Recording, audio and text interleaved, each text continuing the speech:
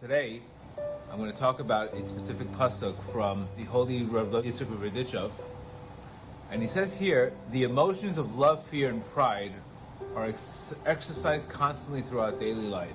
When one lusts for anything of physical satisfaction and channels that emotion into the love for Hashem, this elevates the physical desire into a spiritual yearning and releases the holy spark that's trapped in that desire. I work in the additions industry, and you'll never see an area where people have such desires and such cravings, and all we're trying to get them is to channel their cravings from craving toxicity to crave infinity.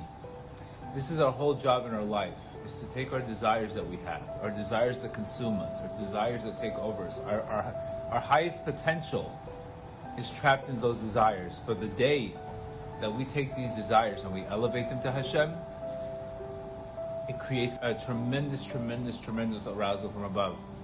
So when I see clients with such cravings, and the extent that they go to use, and the extent that they go to, God forbid, damage their lives, I say to myself, I'm jealous of this guy's cravings. And sometimes I get such an arousal to serve Hashem from a simple addict or from a person craving drugs. And I think that's the idea here. The idea is to take the everyday things that we see and to recognize that cravings can go one way or the other. The only difference between a physical craving and a spiritual craving, a physical craving at the end of the day, like Reb Nachman says, is like a sunbeam in a dark room. It leaves you with nothing but shame and emptiness. But when we take those cravings and we say, I wish I loved Hashem as much as I love to make money, I wish I loved Hashem as much as my tabla for eating, then we can actually take that craving, and after a good spiritual experience comes a rishimu, comes a spark of that experience that always stays with you. So my blessing is we should all be able to channel our cravings.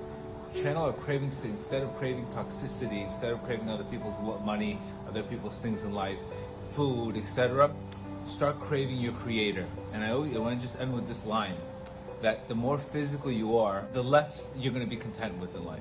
But the more spiritual you are, the more happy you're going to be and you're going to end up with. Obviously, this is telling us something, that our cravings will never go away.